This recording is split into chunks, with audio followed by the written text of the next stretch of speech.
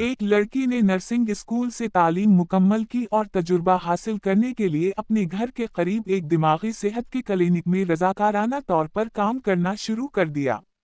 चूंकि ये इसकी पहली नौकरी थी, इसलिए उसे खतरनाक मरीजों से नहीं बल्कि निस्बतन कम खतरनाक अफराद के साथ काम करने को कहा गया।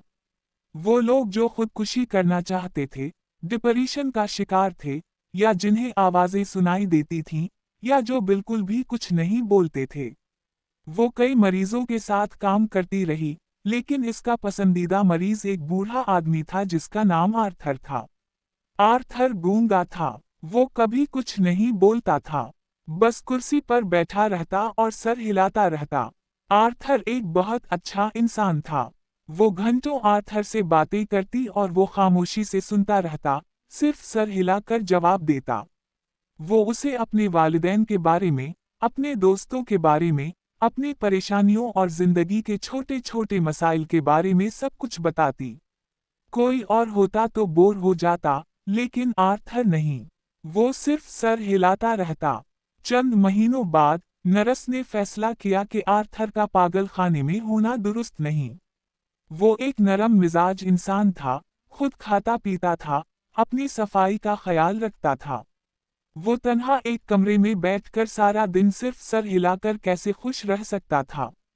उसी शाम नर्स ने क्लिनिक के निगरान से मुलाकात की और कहा कि आर्थर किसी के लिए खतरा नहीं, इसलिए उसे पागल खाने से निकालकर आज़ाद जिंदगी गुजारने की इजाज़त दी जाए। इसमें कोई खराबी नहीं है, नर्स ने कहा। वो तो बस सर हिलाता है। निगरान मुत्तफिक नहीं हुआ, लेकिन नौजवान नर्स ने हार मानने से इनकार कर दिया।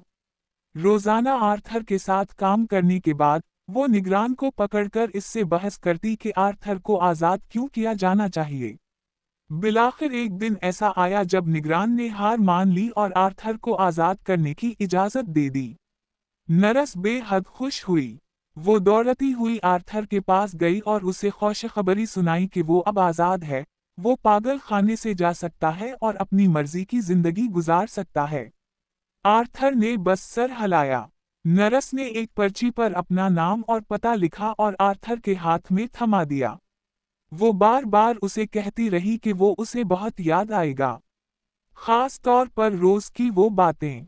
इसने आर्थर से कहा कि वो जरूर खत लिखे और बताए कि आज़ादी के बाद इसकी जिंदगी कैसी जा रही है। आर्थर ने सिर्फ सर हिलाया। इस शाम नर्स खुशी खुशी घर गई। उसने अपने वालिदैन और बहन को ये खुशखबरी सुनाई।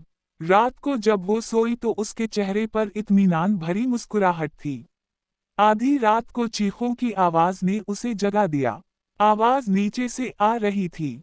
वो डर गई लेकिन हिम्मत करके आहिस्ता आहिस्ता सीढ़ियां उतरने लगी। नीचे हाल में उसने अपनी माँ, बाप और बहन की लाशें देखें। वो खून में लथपथ पड़े थे। वो उनके करीब जाकर देखने लगी कि क्या वो जिंदा हैं या नहीं, तभी उसे एक साया हरकत करता नजर आया। वो पीछे मुड़ी तो देखा कि एक बड़ी जसामत वाला शख्स दरवाजे में खड़ा था।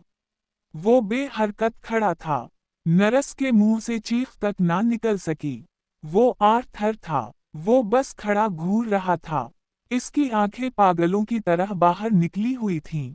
एक हाथ में खून से लथपथ कुल्हाड़ा था और दूसरे हाथ में वही कागज था जिस पर नर्स ने अपना नाम और पता लिखा था। नर्स खौफ से कांपने लगी।